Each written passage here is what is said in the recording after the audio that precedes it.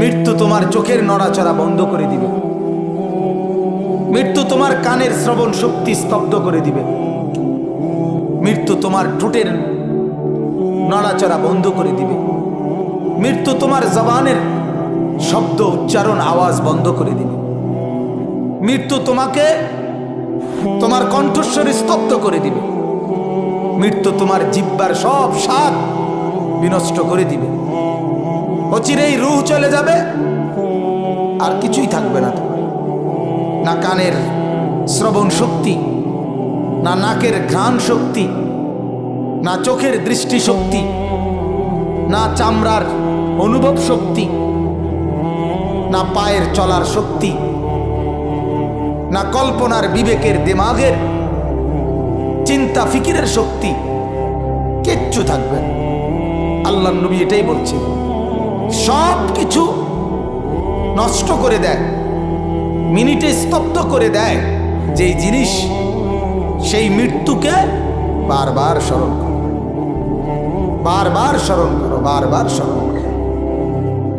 এই কারণে বাপ, আল্লাহ রসুল সাল্লাল্লাহু আলাইহি সাল্লাম মৃত্যুর স্মরণ করতে বারবার বলছে। কোরআনুল কারীমের মধ্যে আল্লাহ পাক রব্বুল আলামিন বহু জায়গায় কুল্লু নাফসিন যায়িকাতুল মাউত এই কথাইটা অনেকবার বলছে যে বান্দা এটা মনে রেখো, মৃত্যুর স্বাদ তোমাকে গ্রহণ করতেই হবে। আল্লাহ তাআলা বারবার বলছে, কুল ইন্নাল মাউতাল্লাযী তাফিররুনা মিনহু ফাইন্নাহু মুলাকীকুম। আল্লাহ পাক বলছে, নবী আপনি বলে দেন, যেই মৃত্যু থেকে তোমরা পলায়ন করছো, ছুটতেছো, মৃত্যু থেকে বাঁচার জন্য এই হসপিটাল থেকে ওই হসপিটাল, এই জায়গা থেকে ওই জায়গা, বাংলাদেশ থেকে ইন্ডিয়া, ইন্ডিয়া থেকে থাইল্যান্ড, থাইল্যান্ড থেকে সিঙ্গাপুর, যেখানেই পলাও না করো, ফাইন্নাহু মুলাকীকুম, মৃত্যু তোমার সাথে মোলাকাত করবেই করবে। মৃত্যু তোমার থেকে, তুমি তাকে আড়াল করতে পারবেই না। তুমি চাইলেও আসবে, না চাইলেও আসবে। ওয়ালিকুল্লি উম্মাতিন আজাল, আল্লাহ বলেন প্রত্যেকের নির্ধারিত মৃত্যুর সময় আছে। ফাইদা জাআ আজালুহুম, যখনই মৃত্যুর সময় আসবে, লা ইস্তাখিরুনা সাআতান ওয়া লা ইস্তাকদিমুন, তখন আর এক মিনিটও দেরিও করবে না, এক মিনিট আর আগেও আসবে।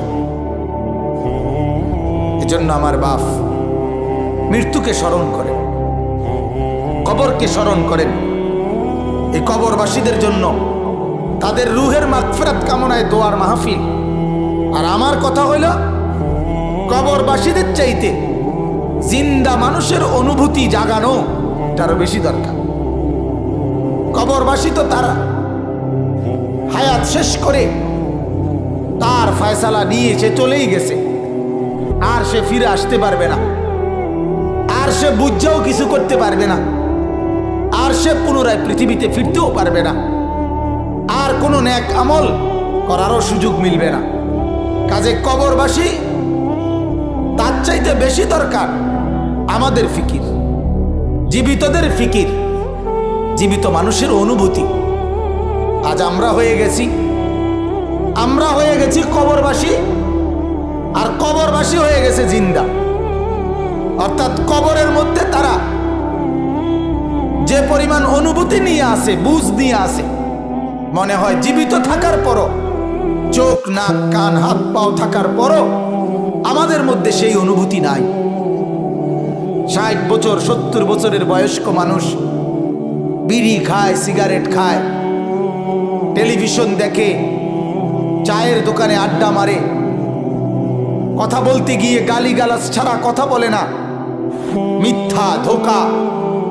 অথচ বয়স্ক মানুষ ভুলেই গেছে, 60 বছরের একজন মানুষ ভুলেই গেছে খবর দেখা যায়, তার খবর দেখা যায়, ফিকির নাই, ফিকির নাই।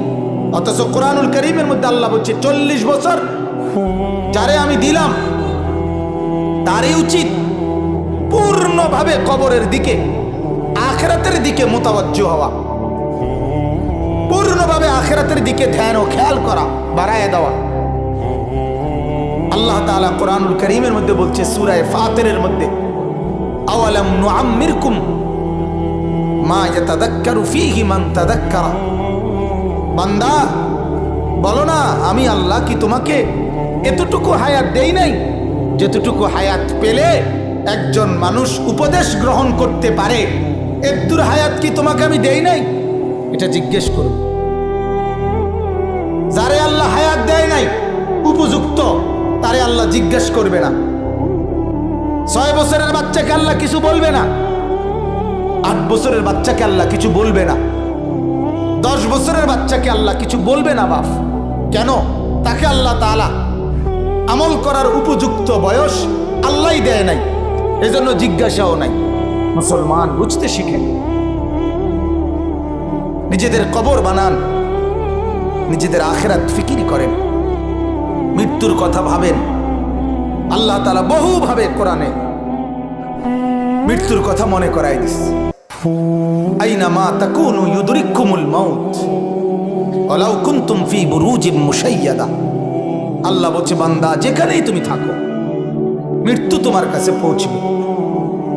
ওয়ালাউ কুনতুম ফি বুরুজিম মুশাইয়াদা, যদি এমন একটা বিল্ডিং যেটার চতুর্দিকে কোনো একটা ছিদ্র নাই, ভেতর দিয়েও উপর দিয়েও ঢুকার কোনো জায়গা নাই, আটকায় ফেললে এটার ভেতরে তুমি, আর কোনো দিক দিয়ে ঢুকার কোনো জায়গা নাই, মৃত্যু যদি সময় হয় ওইখানেই তোমার কাছে পৌঁছবে।